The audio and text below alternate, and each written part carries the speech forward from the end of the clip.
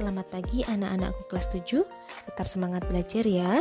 Hari ini mata pelajaran kalian adalah ilmu pengetahuan sosial dan materi yang akan kita bahas pada hari ini adalah potensi sumber daya alam dan kemaritiman Indonesia.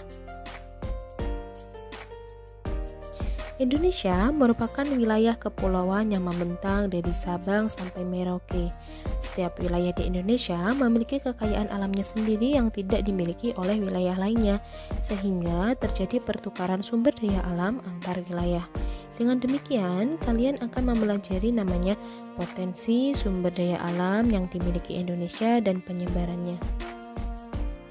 Potensi sumber daya alam di Indonesia dibagi menjadi dua, yaitu sumber daya hutan dan juga sumber daya tambang. Sumber daya hutan, di mana hutan di Indonesia ini sebagian besar dikenal dengan hutan hujan tropis dengan ciri-ciri hutan yang lebat.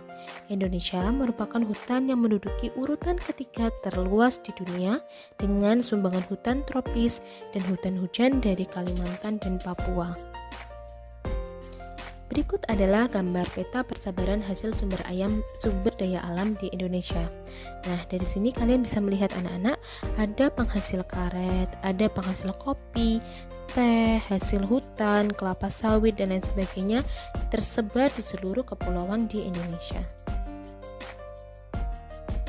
Persebaran jenis-jenis kayu. Yang pertama ada yang namanya kayu keruing, meranti, agatis yang dihasilkan di daerah Papua, Sulawesi, dan Kalimantan.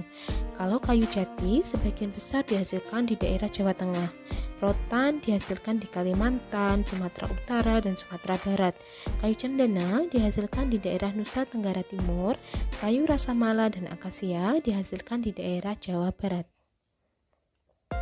Fungsi hutan yang pertama adalah menyimpan air hujan, di mana penyimpanan air hujan ini diperuntukkan agar wilayah tersebut tidak gampang terjadi bencana banjir atau bencana air lainnya. Yang kedua adalah tempat hidup flora dan fauna. Yang ketiga, mencegah terjadinya erosi.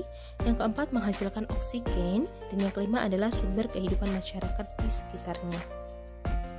Sumber daya tambang dibagi menjadi 5. Yang pertama ada minyak bumi, ada batu bara, ada bauksit, pasir besi, dan emas. Berikut adalah peta persebaran sumber daya tambang di Indonesia. Di sini kita bisa melihat ada Pulau Sumatera, Kalimantan, Sulawesi, Papua, dan Jawa, di mana mereka menghasilkan beberapa sumber daya tambang. Ada garam, gas alam, granit, intan, kapur, dan lain sebagainya.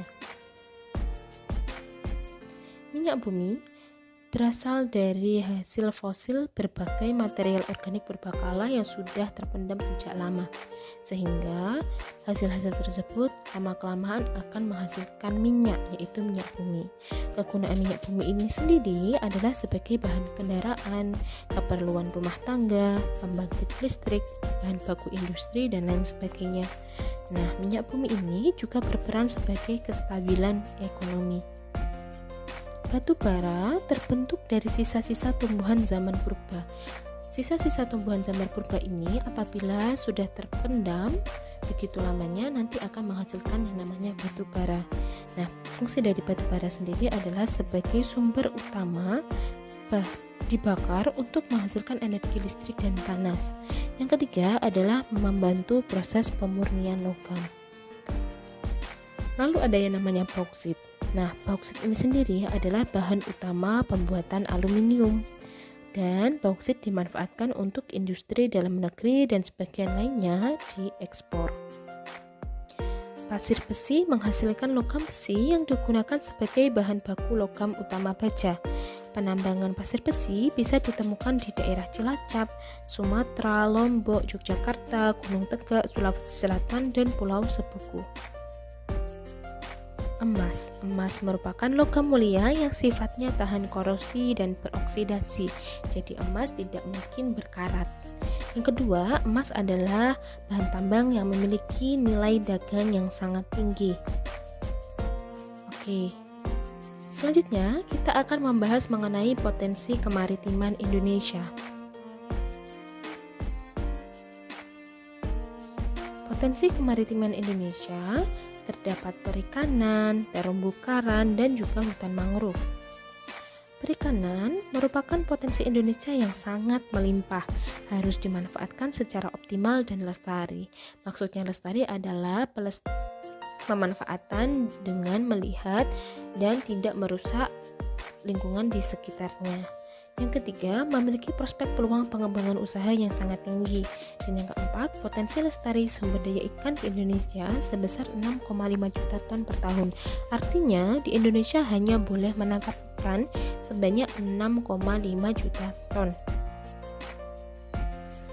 Terumbu karang merupakan salah satu ekosistem utama pesisir dan laut yang dibangun oleh biota laut, khususnya jenis-jenis karang, batu, dan algae berkapur, berperan melindungi pantai dari erosi, banjir pantai, dan peristiwa kerusakan lainnya.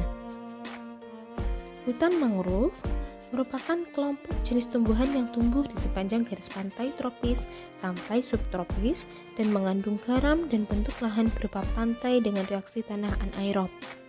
Dapat dimanfaatkan sumber daya kayunya maupun sumber daya biota, karena biasanya pada hutan mangrove ini pada akar-akarnya ini sebagai tempat hidup makhluk laut.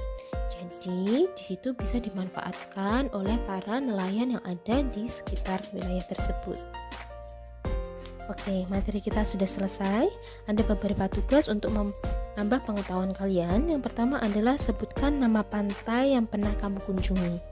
Yang kedua, jelaskan sumber daya alam kemaritiman pada pantai tersebut yang bisa dimanfaatkan oleh lingkungan sekitar.